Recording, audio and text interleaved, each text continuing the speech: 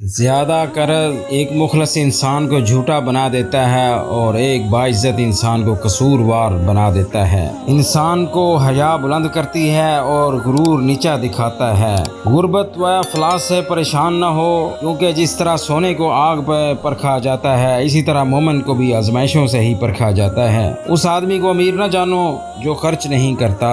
अपने दुश्मन के साथ मेहरबान रहो और दोस्त के साथ मुखलस रहो। इस तरीका से तुम अखुवत को बरकरार और फराख दिली कायम रख सकोगे। किसी दुश्मन को हकीर न जानो, ख्वाह वो कमजोर ही क्यों ना हो। तुम्हारे वो दिन जो बीत चुके माजी बन चुके हैं और जो आने वाले हैं वो यकीनी नहीं। इसलिए जब तक वक्त है कुछ कर लो। इल्म की मिसाल दरिया की सी है और इसमें से कितना ही खर्च करोगे घटेगा नहीं। हर अच्छा काम पहले नामुमकिन होता है। झगड़ा बढ़ने से कबल तुम उससे अलग हो जाओ। जिसके वालिदैन अदब नहीं सिखाते उनको जमाना सिखाता है। जो दूसरों का अदब नहीं करता उसका अदब भी नहीं किया जाता।